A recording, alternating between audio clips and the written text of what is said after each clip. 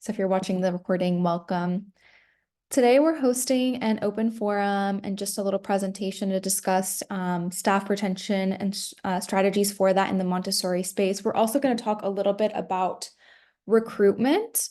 So feel free to ask questions throughout. We'll be sharing our strategies that we've discussed in the past before, as well as just having a discussion as to how or what is best when it comes to retention in the Montessori space. I know this has been a challenge for many school leaders. So here's just an overview of what we're going to be discussing at today's meeting. So first and foremost, we're going to be addressing the guide shortage. This is something that is very real. Many schools are having a hard time finding specifically Montessori trained staff. And there's also kind of a bit of a bigger overturn when it comes to hiring assistants. Assistants are usually the ones that we have to rehire every couple of years, whereas once we have a guide, sometimes it's fine. So we'll discuss and address that as well. We'll also talk about utilizing your school website because I think a lot of schools are overlooking this as a recruitment strategy. You can actually have a careers page and advertise careers on your website. It's free to do this because obviously when you're using Indeed, when you're using things like LinkedIn, you will be charged for advertising job openings there, but using your school website is always free. We'll also talk about diversifying your recruitment channels and writing good job descriptions. If a job description is well written and concise, it'll encourage the right people to apply, and hopefully that will also help you in the long term with retention. So we'll discuss that. We'll talk a little bit about the interviewing, hiring, and onboarding process, because this can really determine whether somebody has a good experience coming into your school or not. And usually that first month of someone working in your community is what's going to set the tone for their career there. So you want to make sure that they have their questions answered during that onboarding process, et cetera. So we'll discuss that. We'll talk a little bit about thinking long-term, and this is really long-term strategies for retention. How can we keep staff longer? So obviously, as an administrator, you really want to make a community where staff want to stay. So you're not in the consistent process of always hiring, always advertising roles, always looking. Instead, you have staff that are going to stay with you for 10 or 20 years and are going to really be a huge part of your community. We'll have time for Q&A at the end, but feel free to, at any point in the call, unmute yourself, ask questions, or use the chat, whatever you're most comfortable with, because I know if you're joining us from your school, you might have some busy stuff going on during the day.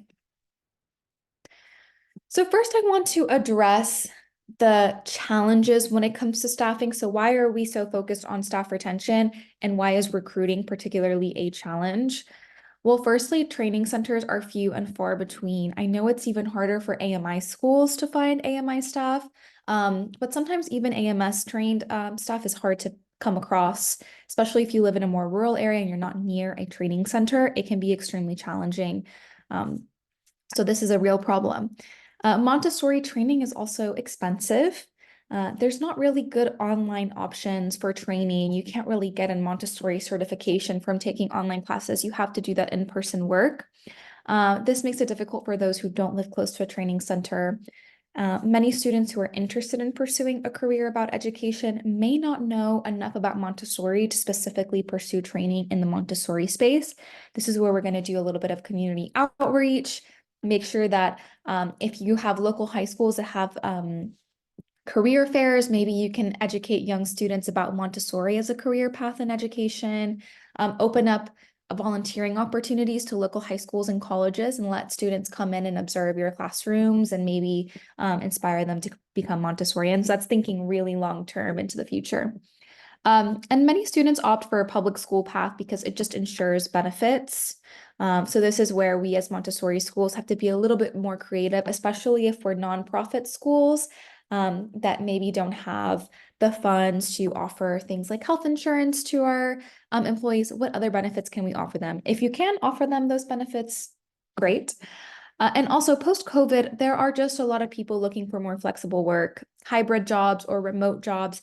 Obviously, this is not something that we can really accommodate. We need those assistants and teachers in person in the schools. So what can we do to make our jobs more flexible so that people will want to stay on board?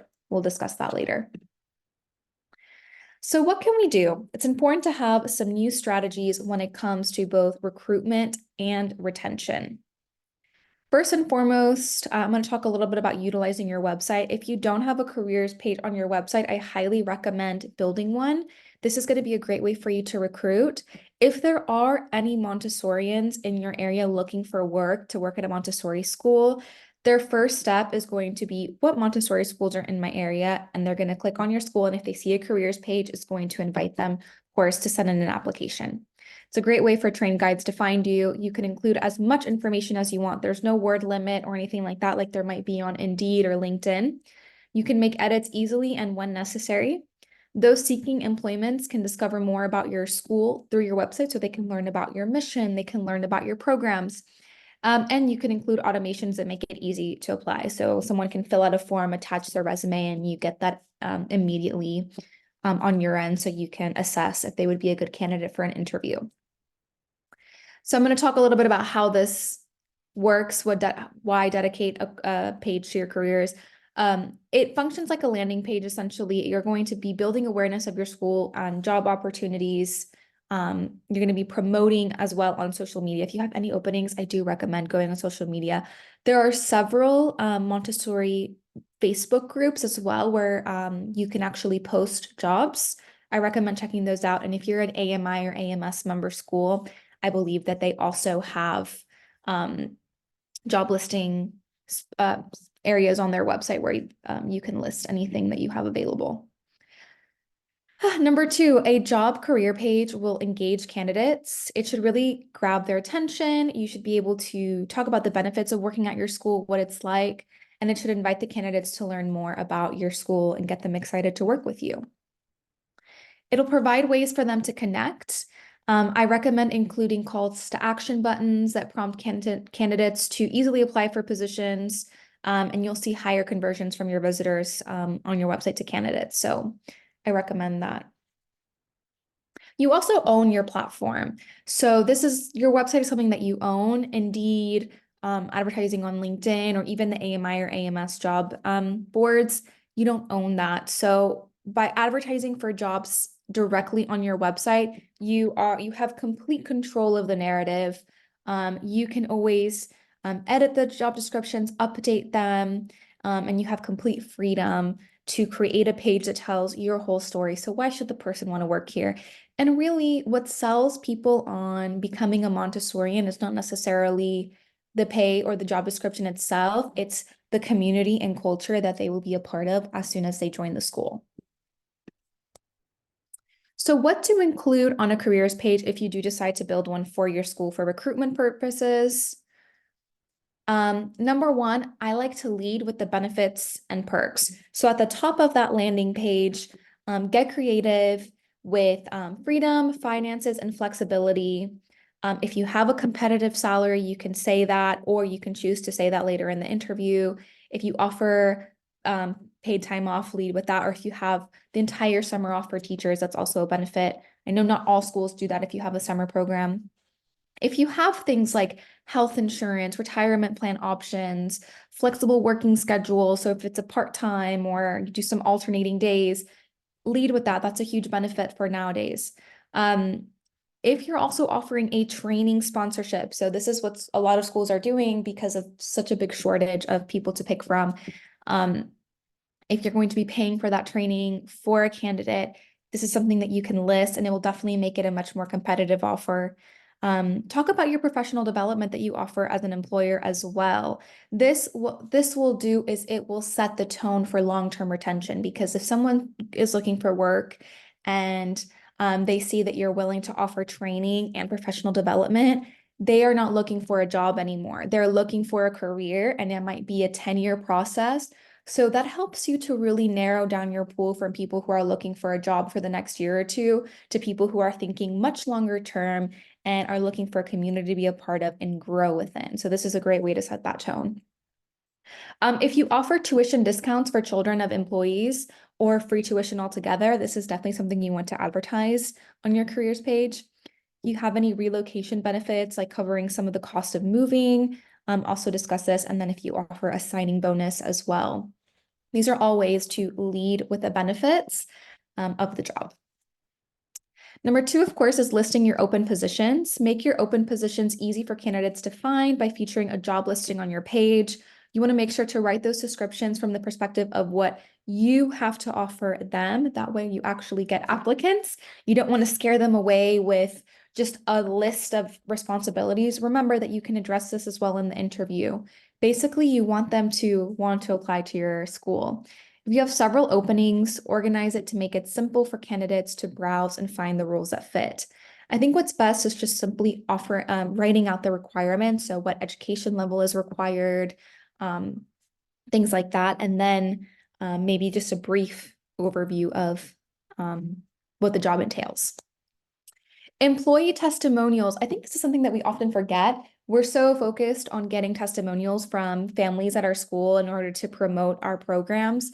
But this is also a great way for you to recruit more employees. If you have a great school culture, definitely show that off by gathering some employee testimonials. So if you have some teachers that have been with you for 10 to 15 years and they love working for you, get a quote from them and include it on your careers page. You can also encourage them to write on Glassdoor. This is kind of like people reviewing what it's like to work at a company. And oftentimes people do check on Glassdoor to see what other people have experienced working for school. Obviously, this might depend more on the size of your school. If you're a very small school and you're relatively new, you probably won't have a lot of information on Glassdoor. But if you're a school that has been around for 50 plus years and has hundreds of students, you'll be surprised that there might be some reviews on Glassdoor. Clear CTAs on your careers page. You want to make sure that candidates can easily click a button and immediately apply for a role. I recommend using a CRM, a client relationship manager that works behind the scenes of your website so that people can input their information and attach supporting documents such as their resume or a cover letter. And it will also help you streamline any interview scheduling automatically. Of course, school location details, what makes your community special. Sell them on what it's like to be a part of your local town or city. Describe your community and where your school is located, what activities, events, and opportunities are in your area that would attract new prospects. This is especially important when schools are willing to relocate employees. You can also just talk about the population within your community, especially if you live in a diverse area. That's something that is an asset to your school, and you can talk about that. So I recommend including this in your careers page. If you have any school videos, people love to see where they're potentially going to be working. And luckily in Montessori, we have beautiful classroom environments that we can show off, not only to prospective families, but to prospective staff members as well. If you have any type of footage of your school, the day-to-day, I recommend putting that in information as well on the careers page. Things like virtual tours, maybe some staff member interviews, or you can introduce the application process or include some videos about the school's history, vision, and mission. And of course, you do want to include your mission statement on your careers page. I think this will help you find people who align with your community and see themselves working there long term. Make sure that they have the right personality to fit within your community. And of course, maybe talk a little bit about the workspace day-to-day routine. Give candidates a sense of what it's like to work at your school, explain the daily routine, give an overview of your annual events, and show what the classrooms, common spaces, and outdoor environments look like. I think when you have a well-constructed careers page, or you can refer people to this, and they really envision what it's like being a part of your community, it gives you the opportunity to pick from a better pool of applicants and people who see themselves as the bigger picture and not just coming in for a job or to have employment for the next couple years. Instead, they are going to see the bigger picture and hopefully want to be a part of your mission. Any questions on that? I know we're here mostly to talk about retention, but I think it's important to have a good recruitment process in place, and your website is a huge asset. Or do any of you have anything different on your careers page if you have one? And if you don't have one and you want to see a sample one, I recommend going on nidosite.com.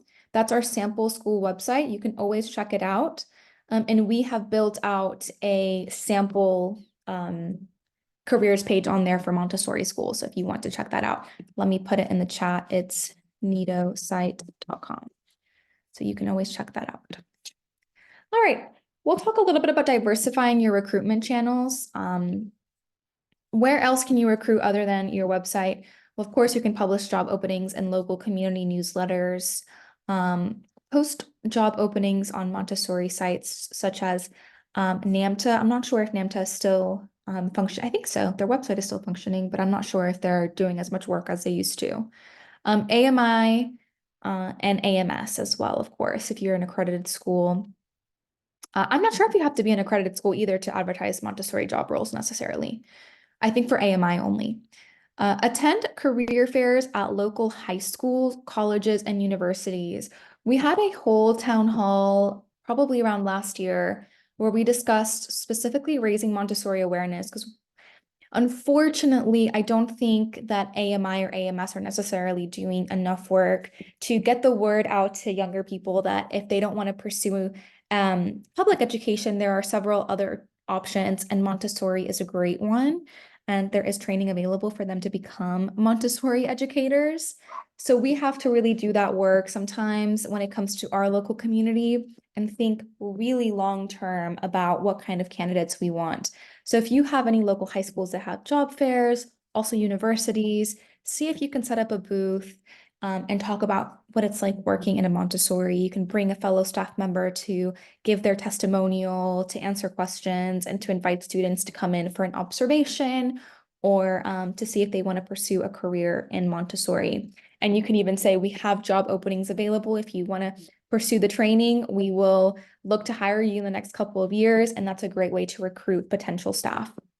Scout parents as well that dedicate a lot of their time in your school community and you feel would make great teachers or educators or assistants. When a parent would make a good fit, I think you just know. In our own community, this happened when I was working at a Montessori school. There have been parents who have then later become assistants or even teachers at the school. So that's been a good fit for us sometimes. Show them a pipeline to help them become Montessori assistants or guides, or maybe even sponsor their training if it's something that they really want to pursue long term. I also recommend, as I mentioned earlier, joining those Montessori Facebook groups for leaders and guides. You can get in touch with talent online. And some groups will even allow you to advertise job openings for free. There's one, I believe, that's just called Montessori Jobs. That's a great one. And don't wait for applications to fall in your lap either. Recruiters have to recruit. This means doing a lot of hands-on work. If you're really having a hard time filling a spot, search for guys with Montessori accreditation on LinkedIn and reach out to them personally. You can send out a message, write them an introduction and let them know that you have an opportunity that might be beneficial for them. You never know. Maybe they're unhappy at the school that they're at, or they just don't feel right in that community and they might want to come and work for your school. Who knows? Or it's people that are just finished with their training. They might live in another state and you reach out to them and they might be willing to relocate. They wouldn't have considered it before, but since you advertised the job and reached out to them personally, now they're coming in for an interview. And also use social media to promote job openings, spread the word on Twitter, Facebook, and Instagram. It's free to do that, so I recommend it. Any more ideas to add when it comes to finding people to fill spots at your school, recruiting? Unfortunately, it's not as easy as it used to be. It's just putting out positions in the local newspaper or yellow pages. It's a lot more hands-on now. Creating captivating job descriptions. I think that a good job description will not only help you recruit people, but retain them if you can set clear expectations and talk about what the role really entails. I recommend to do some research and see what other jobs are doing out there, how they're describing the role. I definitely see what other schools are posting. Ask for advice on Montessori community forums or groups. If you're not already a part of Montessori administrators group on Facebook, I recommend joining it. Also, our own Nido Marketing group. You can always ask a question regarding to anything related to leading a school. And you can always check out the Montessori Thrive Resource Exchange. We have a list of job descriptions and templates that you can download and use and edit as needed. You can also always use AI. I know we're pretty new to the world of AI, but if you want to use things like ChatGPT, you can always ask it to come up with a detailed job description and make edits. It'll save you a lot of time, and it's a great resource for you. As I mentioned, just like you would on your careers page, you want to lead with the benefits. I think that values are changing very much in the workforce. And as this new generation of college educated people are looking for work, it's not the same as it was many years ago. So you want to make sure that you lead with benefits that are going to attract them. Be very clear and specific, include the job title and qualifications and a start date if you have a firm start date. Be concise. Many job postings, the websites, they charge by the word or line. Of course, this does not apply if you have your careers page on your website, but if you're using LinkedIn, just be very basic because they will charge you per word count. I believe Indeed does as well. Use a friendly tone. A sense of humor is always welcome. Include how to apply for the position, whether it's a link to your website or submitting a resume. You want to make sure that's included as well. Or sometimes they can always send in an application through Indeed or LinkedIn as well. You want to have a good hiring plan in place. The way you bring someone on your team and onboard them is going to give them either a good first impression or a bad first impression and really set the tone of what it's going to be like to work at your school. I recommend having a simple hiring process. Don't have a super drawn out one. It can have a negative impact on your staffing efforts. There are companies out there that do 5 or 6 rounds of interviewing, and it really wears on people. So I think you want to come up with a formula that really just highlights the most important parts about joining your community. It's good to set the expectation. I recommend no more than 3 steps. And having a clear and organized hiring process can make it a lot easier for yourself and for that person. So you also don't want to go through multiple interviews with multiple candidates. It can be very time-consuming and stressful. I think developing a hiring plan is good. This is something you can create once and maybe review every couple of years, get some feedback on it from time to time, because it can be helpful. Come up with a number of how many interviews you plan to have for each role, how many rounds. Usually what we would do was we would have an initial interview. If we liked the candidate, we would invite them to observe in the classroom. And then we would have a follow-up interview to see what their thoughts were, if they had any other questions for us. And from there, we would decide whether they were going to make a good candidate or not. So that poses the other question, is observation a part of your hiring process? If so, make sure they're able to take the time to come and observe. Is there a written element to your hiring process? Perhaps after they come in for the observation, you can ask them to write some type of, what takeaways from what they observed in the Montessori classroom and your school and your approach specifically. You can create a checklist of must-haves. For example, there's basic things like CPR tests, background checks, etc., that that person would have to have at one point, what kind of training they have, so you can create that checklist and check that off when you're interviewing people. And once you choose to hire that person, have a very clear onboarding process so the new hire feels very eased into their new role, because they really should be able to feel comfortable enough to ask those questions in the first few weeks. What happens a lot of the times is when people don't have a good onboarding process, they end up working for 2 months, they don't feel support, and they're like, oh, it's too late to ask the questions. I'm going to look really stupid if I ask the question now that I've been here for 2 months. And then they won't ask the question, they won't do the job properly, and they'll feel incompetent and they'll quit because they don't have a good grasp on what you expect.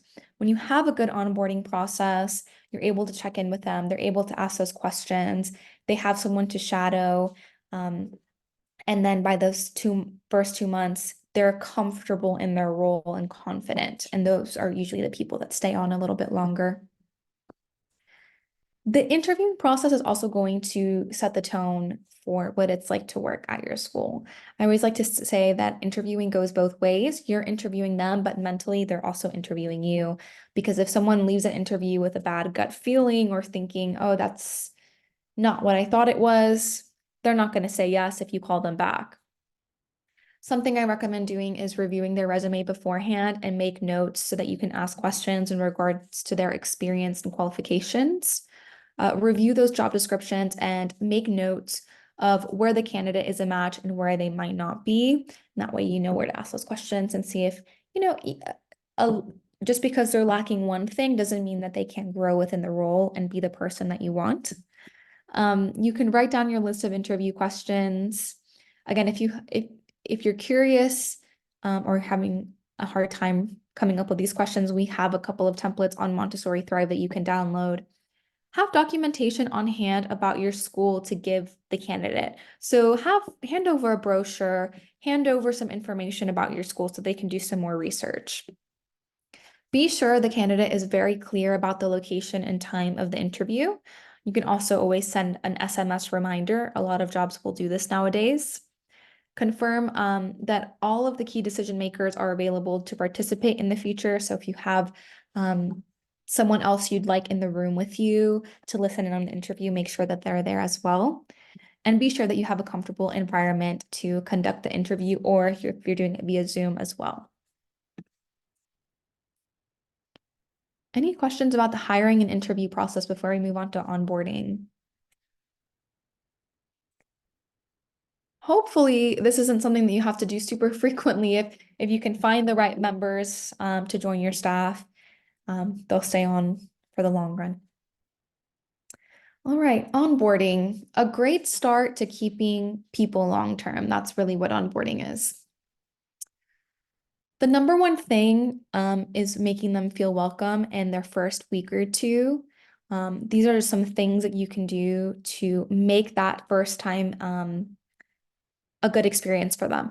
Oftentimes, it's much easier for people to walk away very early on. So I'm not sure if any of you have experienced this, but sometimes you hire people and within a week or two, they're already, oh, this isn't what I thought it was. I'm out. And then you wasted a bunch of time because you had to bring them in, you had to pay them for the 2 weeks. You had to go through all of this process with them. You went through the interview, and now you have to start from scratch again. So if you have a good onboarding in place, you avoid any of that happening. So number one is to have a new hire document checklist, a list of everything that they need to bring with them on that first day so that you, or maybe even the day before, so you have everything on file.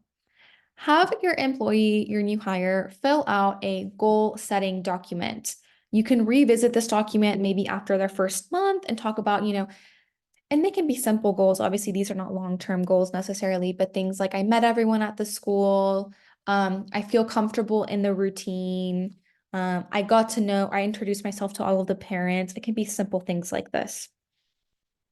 Introduce them to the staff and make them feel welcome. If hiring new staff is not something that you do frequently, you can always bring in coffee that morning and do a meet and greet and say, hey, at the first of the month, we're going to honor all of our new hires with a coffee breakfast. Come and meet them and say hello. Coffee and pastries provided to all staff. Let them know where they can go if they need support. Are you pairing them up with a mentor or someone that they can shadow so they can get used to the school? If they ever feel like they're struggling at work, you can explain that how they can move forward, where they can go ask questions. Do you have an open door policy? And walk them through the employee handbook. Give them a proper orientation. Even if they're assistants, even if they're, trained guides that have worked in other schools, they haven't worked at your school. So what is it like to work at your school? What are the expectations in your community? Make sure they get that proper onboarding process. Is there something that you do to welcome new hires in your own community? I'd love to hear if this is something you've invested time in implementing in your school. as I said here, note having a great onboarding process can help with long-term retention.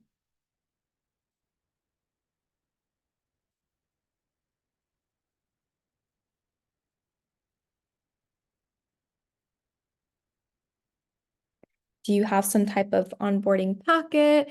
Do you have them shadow someone during the day? Do you give them a proper tour of the schools or something else that you do to make that first week or month comfortable for them?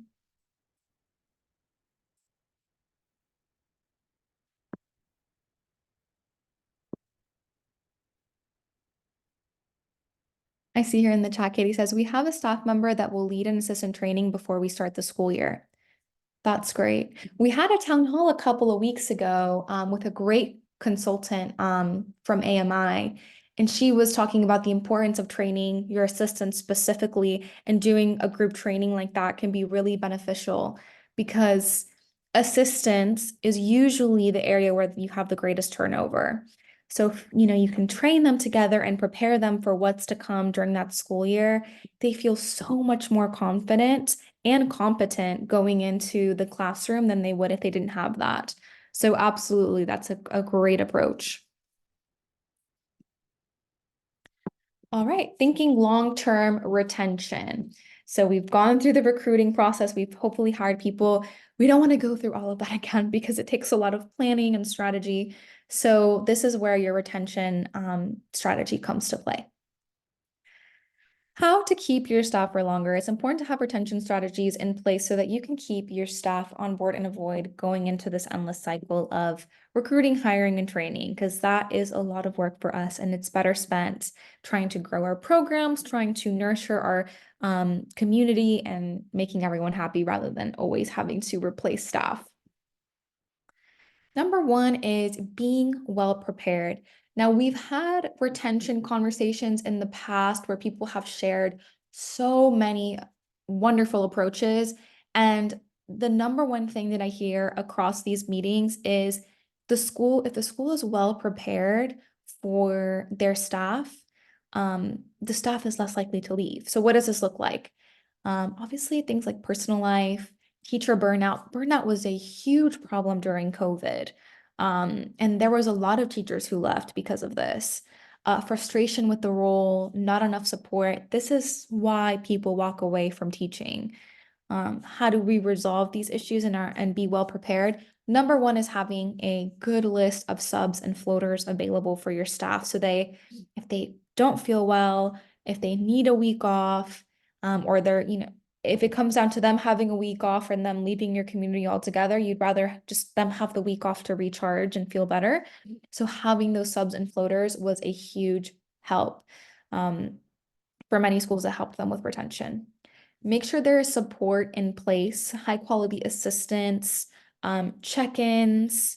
If you're giving feedback, make sure you're giving constructive feedback as well. Nothing feels more discouraging than a teacher or an assistant really trying their best and then not receiving support back. Manage your time well. Don't keep staff longer than necessary and be flexible where possible. I think this is huge, especially from a job like being a Montessori teacher, where you really have to be hyper-focused during the day. You're managing multiple children, you're responsible for their education and their well-being. You're really on alert all day. When it's time for school to end, those teachers really need to be able to go home and rest and recharge because it's a demanding job. It's not like an office where you might have to answer emails or do other calls. You really have to be on high alert because you're responsible for these children. So respect the working hours. And consider adding things like mental health days. There was a couple of schools that implemented, I think, I want to say like 2 mental health days per semester where a teacher could just say, yep, I'm gonna take it here or here. They can let you know in advance. And that was the day that we made sure the sub was there and they could go and recharge, go for a walk, meditate, whatever they wanted to do. It was their free day. And we would pay them for that day. And that really, it did help teachers and it made them feel a little bit more like, okay, I can have something more to look forward to when it comes to recharging. Creating opportunities is another thing. If if a teacher just wants to be a guide, and that's all they want to be, great. You're going to have people that are going to be happy with that role for 10, 20 years. Some people are going to be looking for more upward mobility in their career, so you can discuss this with them during check-ins. An important thing to do is offer them raises when possible. I know many schools are doing this annually. They're doing a certain percentage. Firstly, because they're working hard and they're more experienced, therefore more valuable to you. Secondly, there is just a higher cost of living, so it is standard for jobs to give annual raises. Offer training. This is a great way to, if you're getting more experienced staff in return, but you're also helping them advance their career. Create opportunities for those for career development, whether it's the training, whether it's doing group sessions. Offer incentives such as more PTO and other perks. So the longer someone's been with you, maybe they have additional PTO. This is another thing that can be helpful. Reward your staff. This really is important. I think because so much work that teachers do sometimes goes unsung, and you as an administrator and school leader can really do a lot to reward your staff and make them feel more valued. They're less likely to walk away from a community that's healthy and sees them and rewards them. Encourage healthy and safe communication standards. Something that I heard at another town hall that we had in the past was someone has kind of like a code of conduct hung up, and this is discussed very early on in the onboarding process. That here we don't support negative gossip. We try to uplift one another. We're a collaborative team. You can always ask for help. There are no stupid questions, and you can really help set a healthy working environment in your school. Set healthy boundaries as well. I think this is important. You can talk about that.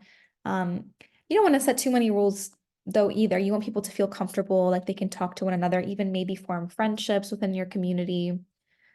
Create space for connection. Something that's fun to do is maybe host one staff dinner a year. You don't necessarily have to talk about work. You can give out awards and recognize everyone's unique abilities and skills, and just have a fun evening out with your coworkers.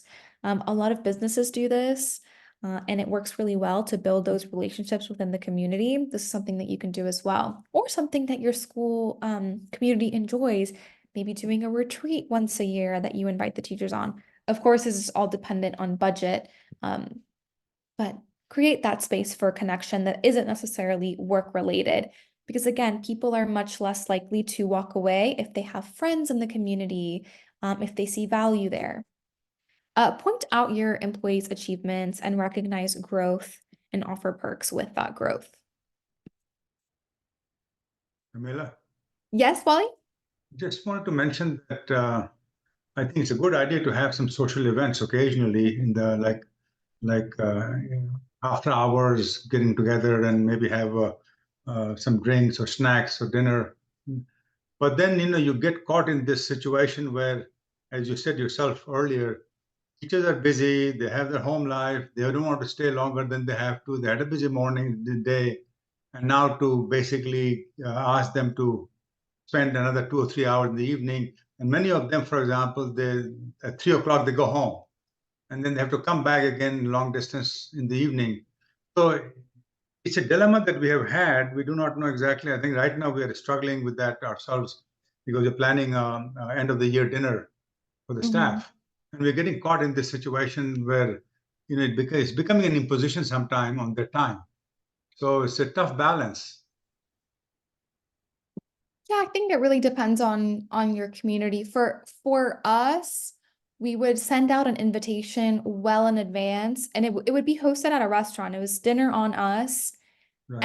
and people generally looked forward to it. If they couldn't attend, it wasn't enforced. It was definitely encouraged. Um, but usually the other teachers and assistants really looked forward to it. Was only once a year. We didn't have a lot of we didn't have after hour events because we did want to respect their time. Of course, you don't want to host too much, and you want to make sure that they have that time to be at home with their families. Also maybe hosting it on a Friday night. That's what we usually did, and it was nice. People would have a couple of drinks, have dinner, discuss, and it was just about having fun, and we would give out awards, things like that. So it depends. If your community isn't keen on it, maybe that's not the best thing to keep, or maybe you can offer a free brunch during working hours in the break room and people could come in and out and grab free food. Maybe that's another approach. So maybe get some feedback and see how people feel about it. If it's really difficult to plan something after hours, um, maybe don't, because maybe it could be a challenge for people to find a sitter or carve some extra time out. I don't know. I generally speaking, it was well received in our community. I'm not sure if other people have experiences with this.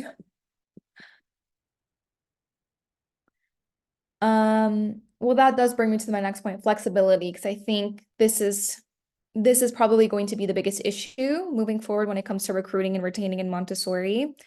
Um, Especially with younger people. So if you're hiring Gen Z, which our school has hired Gen Z assistants, they're starting to make their way into the workplace. They are not prioritizing the same things the previous generations prioritized.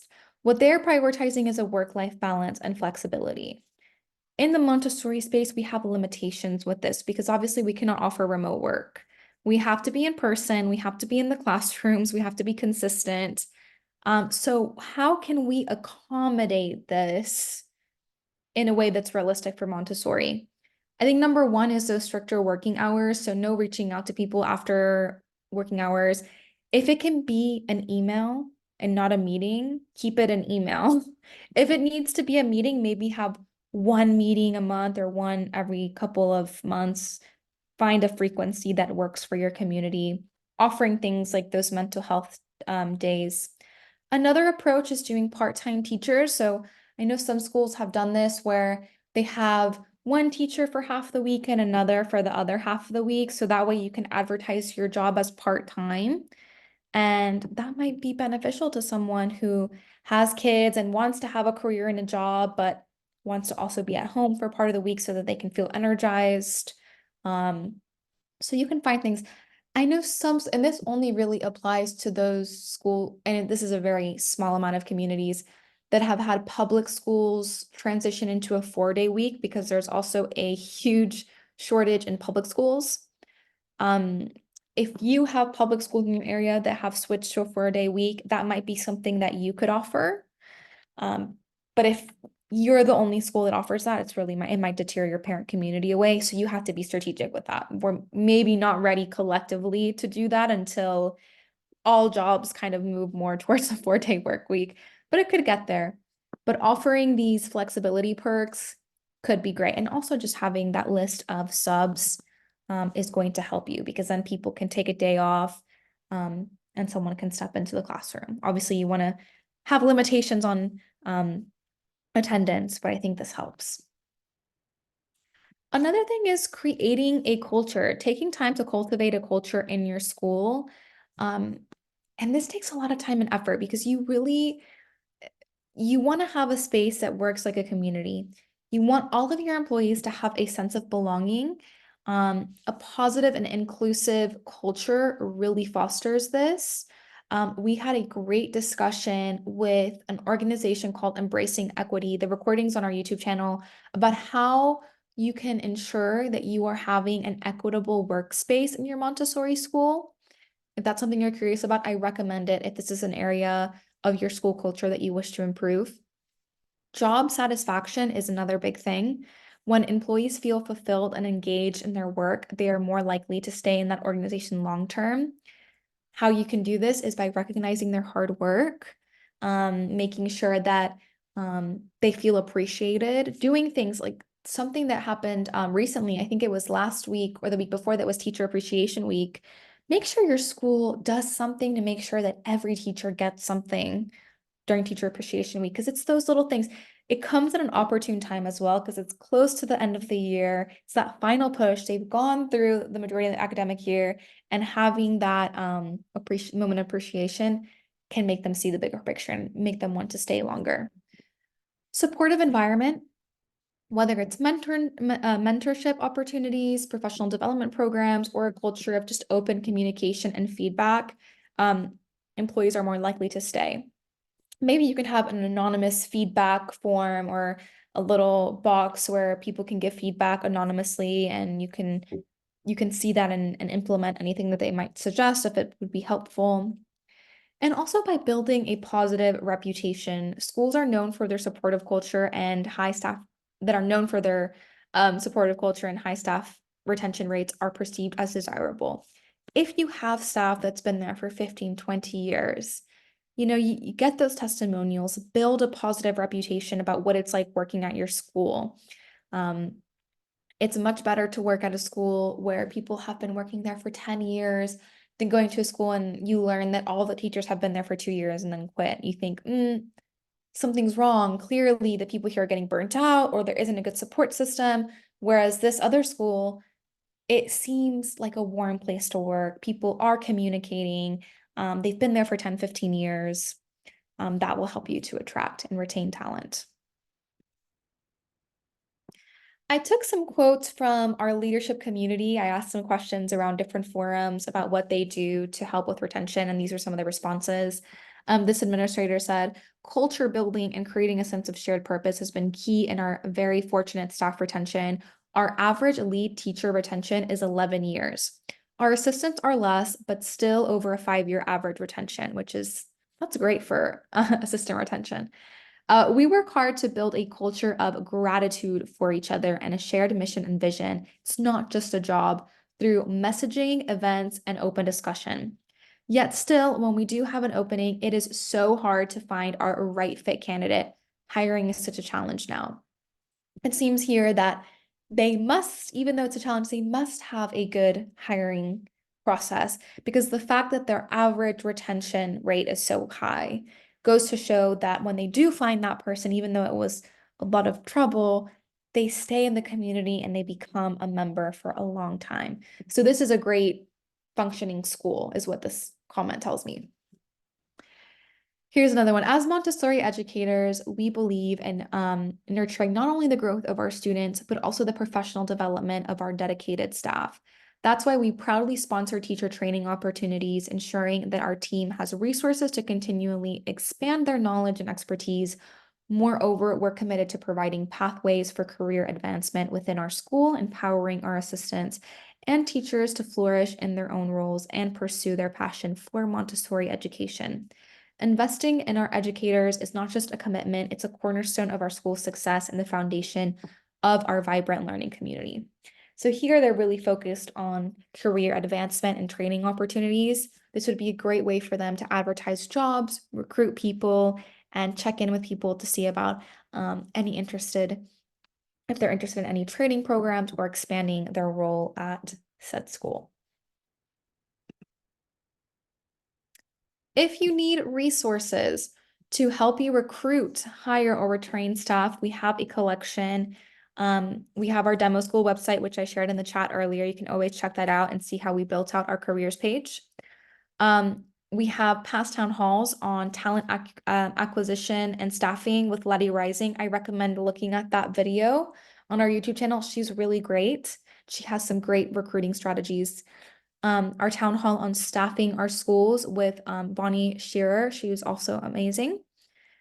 We have our other YouTube video for staffing your Montessori school, our Montessori recruitment guide, which is a document that you can download, job description templates, and of course our forum and Facebook group if you ever have a question that you'd like to ask other leaders.